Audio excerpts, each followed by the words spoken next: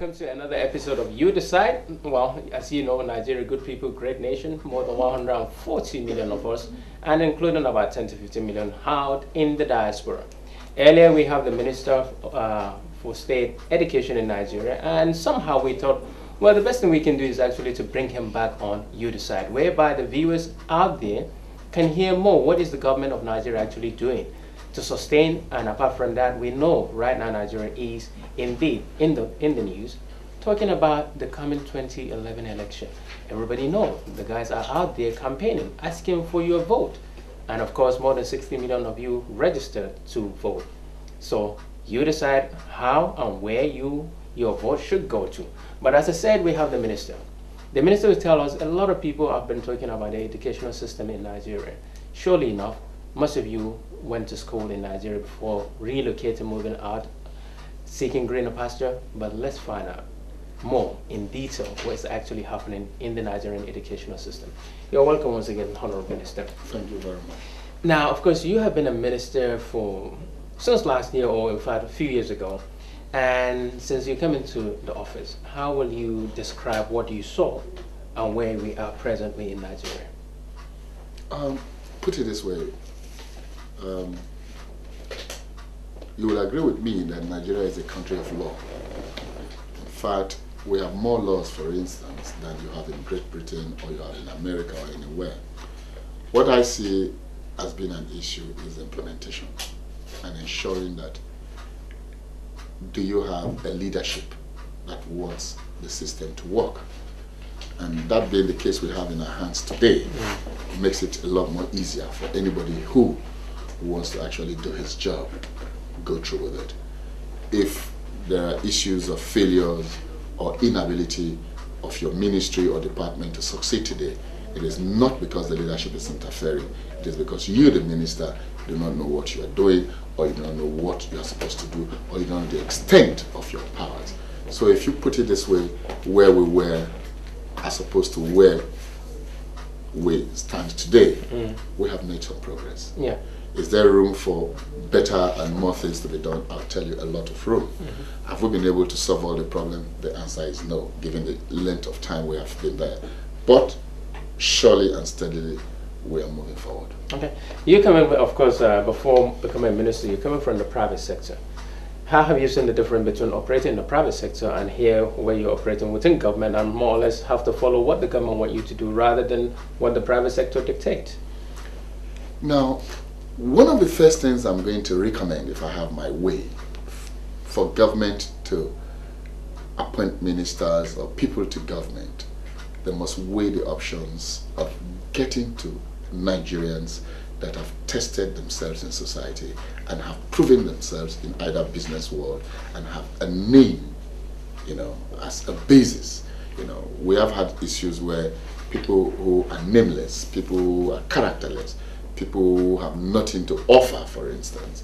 What do you expect of such a situation? I mean, it will just come and go without, any hold as to what society is going to say about you. We have had our pain, we have had our successes, and as a country, coming from the business sector, the civil servant of Nigeria needs additional orientation, needs to do things a bit more different from the way they are focused to do things right now. As a minister, it will interest you. You fight and insist, but once you are consistent and persistent about what you want and you know what you want, you'll get it done. You'll get it done. So while the civil service is organized in this particular way and form to do things very sluggishly, I hear some slogan. If we did all the job there is to do, then you wouldn't have had any job to do. So the civil service system is to actually slow it down. But I don't believe in that madness. I believe that what we need to do today, we must go and get it done today. Just as I don't live two lives. I have become a business success because I do it and I'm hands-on. And that's the way I run government. And that's the way I intend to continue. Okay, well, Surely enough, that's the way you have been running government as somebody who's coming from the private sector, and you now mentioned that you are a success even within the business world. Now let's look at it. You're a member of the Nigerian Federal Executive Council, Yes. which means collectively, whatever happened in the country, you're part of the person that would either advocate or ask for it to be implemented. Decision. I'm part of decision making. So now let's look into the wider Nigeria, not just in terms of education. How have you seen the structure on the ground? For example, we're complaining about the power sector, really and truly, and we seem not to know what is actually happening there. All we're hearing is another committee and a lot of money has been pumping. But is there really an improvement in the amount of voltage, in the amount of electricity generated in the country? Put it this way. I want to believe that we as a government, perhaps because of the nature of the leadership again, who is a very conservative person, who is not a noisemaker, but an action person. We've got leaders in the past who are noisemakers.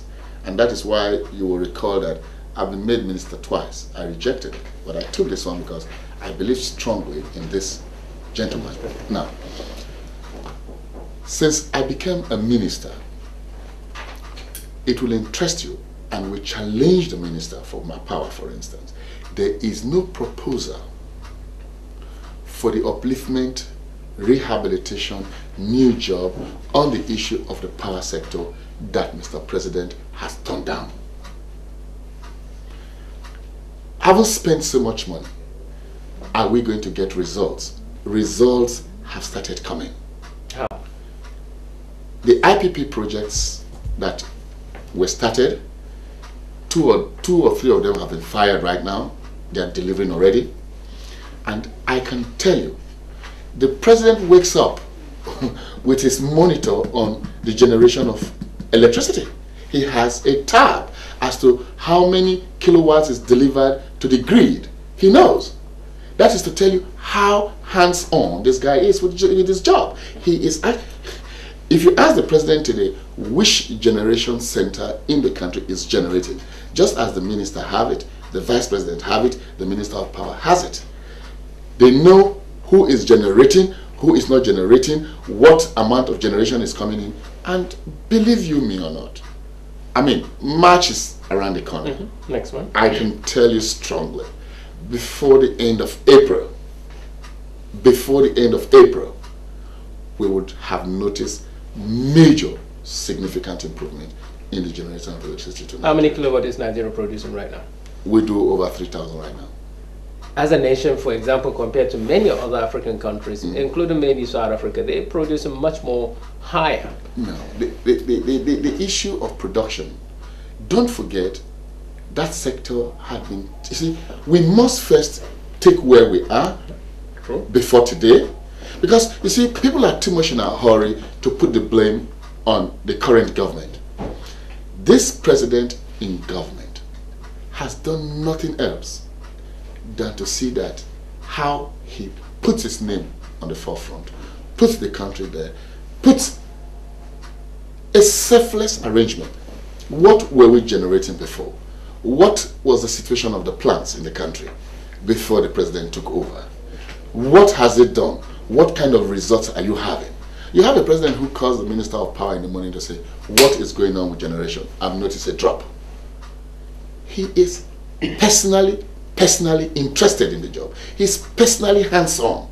You see, sometimes he doesn't look like he's hands-on because... Oh, that is a deceitful look. That president, I tell you, is 24/7. He has facts to himself. Don't forget that this is the first time, and this is the most educated president we have ever had in the country. Is that surprising? Yeah, and this is the first most educated man Nigeria ever produced as a president. And I'm saying that he has a tab in everything. Take the president up on education. Take him up in power. Take him up in health. Haven't talked about electricity, which is the panacea, which is the basis for any development, as I believe. My industries, before I became a minister, are affected. I mean, nobody can run a country successfully today or a business work without electricity. And I tell you, the president is taking... you will not understand. You see him the way he is a tough nut. He will deliver Nigeria, I bet you. Well, surely, a lot of Nigerians are looking for somebody who is, as you call, a tough nut, because that's not a noisemaker. Not a noisemaker, because that is the kind of person that Nigeria feel is needed, and that's why sometimes they try to compare him with the other presidential candidates that are classified to be a bit more of a hard candidates. So, and in your assumption now, President Jonathan as well seems to fit that category. Let me give you a small. You saw the way we did the primaries, the PDP primaries, which was very controversial as well. In that, no, I disagree with you. The entire world was shocked. This president had gone out. Were they shocked based on the amount of money being given to the delegate, or based on the turnout? I am not aware about money being given to delegates, but I'm telling you, the president had gone out to campaign. The president went home to home, street to street, telling Nigerians that they should believe in him. This is a man who went to school as a poor man's child. I mean, I was a conductor, for instance. I went to school without the possibility of my parents pushing me. And this president fits into that system. There are noisemakers. There are people who have made noise. There are people who have lied. This man has name with integrity. This man wants to portray himself as one who has done it. And let me tell you, we are actually very, very conservative with what we've done as a government under this president. So if you look at him as somebody who you think is a pusher-around, you're wasting your time. Is he a man who put his feet on the ground over something he believes? Yes, yes, yes. Is he a man you think he sees Nigeria as first, Nigeria as second, Nigeria as third? He does not believe anything. Let me put it lifeless. So if you see what happened at the primaries, an opponent in the primaries actually went and abused and made very uncomplimentary statement. To tell you the degree of this fellow, to tell you where he's coming from, he did not make a comment in reply of those comments. And that actually shut that candidate out of the whole process. Because the president went, he was looking at issues. I mean, this president is bedeviled with the issue of the country, how to repair the country. So he has no time for meddlesomeness as to what happens to your wife, personality clash and all. Nah. Okay. Go straight to the issue. Go straight to the issue. I think we have a caller on the line. Hello, your name or where you calling from? Where's your point? Please make it short and snappy. What was the rationale behind establishing new universities when the existing universities have not been well funded enough? Yes. Thank you. What's your name? What's your name? What's your name, please? Caller for Beckham. Okay, oh, caller. I would want to believe that that question of yours is one without research. I sit here as a minister for education and I can tell you categorically, I do not know any government in the world. I challenge you. Either I've had a taste with the issue of government with regards to education in America, in Britain, France, and what have you. I do not know any government in the world that has spent more money to run education. Governments do not own educational institutions like we own in Nigeria. And do you have the statistics of the money government pumps into these institutions every year? If you do not have them, we are valuable as a citizen of that country. We'll pass those informations to you. The government has done its equitable share. Have we gotten a corresponding a benefit as to what we have put in? I would say no. Can we get more? I would say yes. What do we have to do? Every university in this country has gotten his or her allocation, and I can tell you those allocations are more than adequate. Are people building heavens out of those allocations? No evidence to contradict them. But if we have, we will prosecute them. But I say to you, before we created this new university, the issues behind it, which you do not know about, let me put you through, is that every year, at the end of all the qualifying exams, for instance, a WAEC, NECO, JAM, that has, gone through, children have gone through the system, we come up without the issue of access. It is an irresponsible conduct of government to have passed children through all of this and at the end of the day do not have access for them. And thank Mr. President again, who graciously had approved the university to create access